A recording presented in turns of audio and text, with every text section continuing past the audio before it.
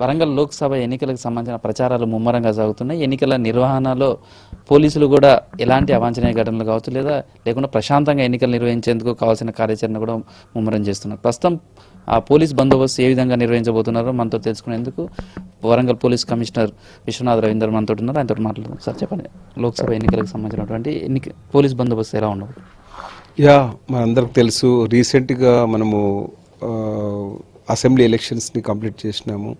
అట్లాగే పంచాయతీ ఎలక్షన్స్ కూడా మూడు దఫాలుగా కంప్లీట్ చేయడం జరిగింది, 3 ఫేసెస్లో. సో ఇప్పుడు మనము పార్లమెంట్ ఎలక్షన్స్ జరుపుకోబోతున్నాము. మనకి ఏప్రిల్ 11వ తేదీన పోలింగ్ ఉంది. దాని సందర్భంగా ఆల్రెడీ ఈ పోలీస్ కమిషనరేట్ పరిధిలోకి వచ్చేసరికి మనకి వరంగల్ పార్లమెంటరీ కాన్స్టిట్యున్సీతో పాటు మనకి మిగతా కొన్ని పార్షల్ పార్లమెంట్ కాన్స్టిట్యున్సీ కూడా మనకు ఉన్నాయి. అంటే వరంగల్ పార్లమెంట్ కాన్స్టిట్యున్సీ మనకు ఆల్మోస్ట్ 7 అసెంబ్లీ సెగ్మెంట్స్లో 6 అసెంబ్లీ సెగ్మెంట్స్ ఆల్మోస్ట్ ఫుల్గా ఉన్నాయి. ఒక భూపాలపల్లి కాన్స్టిట్యున్సీ సంబంధించినటువంటి ఒక సాయంపేట మండలం మనకు ఉంది. అట్లాగే మహబూబాద్ పార్లమెంట్ సంబంధించి మనకి నర్సంపేట ఒక కాన్స్టిట్యున్సీ వస్తుంది. అట్లాగే మనకి భువనగిరి పార్లమెంట్ సంబంధించి జనగాం అసెంబ్లీ కాన్స్టిట్యున్సీ వస్తుంది. అట్లాగే కరీంనగర్ పార్లమెంట్ సంబంధించిన దానిలో మనకి ఈ హుజూరాబాద్ కాన్స్టిట్యున్సీలో ఉన్నటువంటి కమలాపూర్ మండలం వస్తుంది. హుస్నాబాద్ సంబంధించినటువంటి భీమదేవరపల్లి మండలం, తర్వాత ఎల్కత్తి మండలం వస్తున్నాయి. ఈ విధంగా ఒక parliamentary constituency plus 4 parliamentary constituency పార్షల్గా మనకు ఈ వరంగల్ కమిషనరేట్లో ఉన్నాయి. సో వీరన్నిటి మొత్తంలో మనకి 2127 పోలింగ్ కేంద్రాలు ఉన్నాయి మన వరంగల్ పోలీస్ కమిషనరేట్ పరిధిలో. మొత్తం 1053 లొకేషన్స్లో ఈ 2127 పోలింగ్ స్టేషన్స్ వస్తున్నాయి.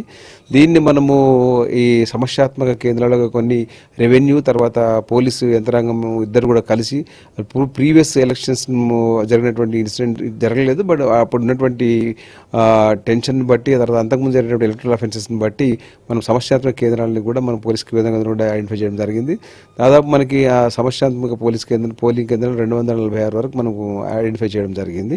సో ఈ విధంగా దాని తర్వాత ఈ పోలింగ్ ప్రశాంతంగా జరగడానికి ఆల్రెడీ మా ఇన్స్పెక్టర్స్, ఏసీపీలు అన్ని విలేజెస్ మా పరిధిలో ఉన్నటువంటి అన్ని విలేజ్లో గత 20th వరకే అన్ని పోలింగ్ కేంద్రాలని అన్ని విలేజ్ చేయడం జరిగింది.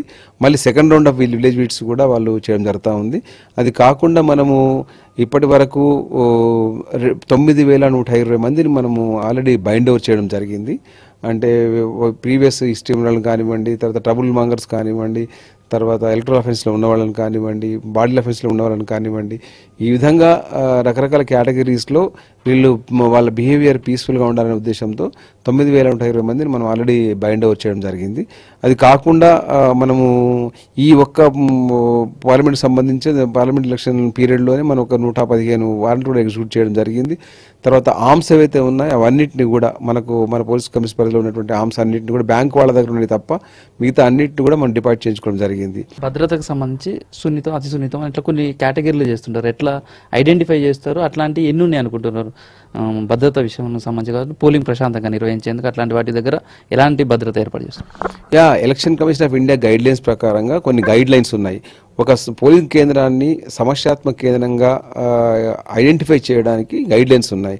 అంటే for example police point of వ్యూలో అక్కడ ప్రీవియస్ ఉన్నటువంటి హిస్టరీ, అంటే ఎలక్ట్రల్ అఫెన్సెస్ జరిగినవా లేవా, తర్వాత అక్కడ బ్యాడ్ రౌడీ క్యారెక్టర్స్ ఎవరు ఉన్నారా, బ్యాడ్ ఎలిమెంట్స్ ఉన్నారా, తర్వాత అక్కడ సిచ్యువేషన్ లాస్ట్ ఎలక్షన్స్లలో, అంతకుముందు 2014 ఎలక్షన్స్లలో, మొన్న ఎలక్షన్స్లలో ఏమైనా ఇన్సిడెంట్ జరిగినాయా, ఇవన్నిటిని దృష్టిలో పెట్టుకొని మనం సమస్యాత్మక పోలీస్ కేంద్రాలుగా మనము ఐడెంటిఫై చేయడం జరుగుతుంది. అది కాకుండా ఏంటంటే తర్వాత కొన్ని అంటే ఎలక్టోరల్ పాయింట్ ఆఫ్ వ్యూలో కూడా సమస్య కేంద్రాలు ఐడెంటిఫై చేయడానికి గైడ్ లైన్స్ ఉన్నాయి. లైక్ ఫర్ ఎగ్జాంపుల్ ఎక్కడెక్కడైతే ఎక్కువ ఏపిక్ అంటే ఓటర్ ఐడెంటిటీ కార్డ్స్ లేని ప్రాంతాలు ఉన్నాయో, లేకపోతే ఒక క్యాండిడేట్కి ఒక లాస్ట్ ఎలక్షన్స్లలో 90% పోల్ అయ్యి 75% పోల్ ఒక క్యాండిడేట్కి పోల్ అయిన వాటిని కూడా ఐడెంటిఫై చేయమని చెప్పేసి మనకి ఎలక్షన్స్ కమిషన్ గైడ్ లైన్ ఉన్నాయి. కాబట్టి అందుకే రెవెన్యూ వాళ్ళు ప్లస్ పోలీస్ ఇద్దరు కలిసి మనము పోలింగ్ కేంద్రాలను ఐడెంటిఫై చేయడం జరిగింది.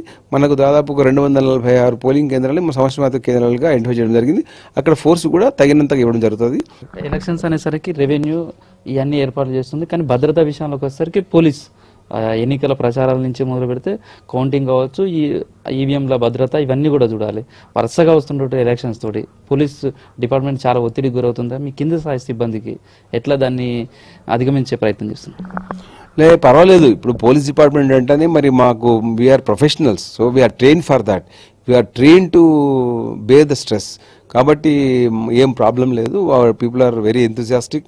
They are ready to do this election and they are also ready to do the elections which are followed by. Thank you sir. ఇది లోక్సభ ఎన్నికలకు సంబంధించినటువంటి పోలింగ్ ప్రశాంతంగా నిర్వహించడం, ఆ తర్వాత ఈ కార్యక్రమాలన్నీ చేపట్టే విధంగా కావాల్సిన ఏర్పాట్లన్నీ కూడా చేస్తున్నారు సిపి డాక్టర్ రవీందర్ చెప్తున్నారు. కెమెరా క్రాంతి కుమార్తో కృష్ణమోహన్, V6 న్యూస్, వరంగల్.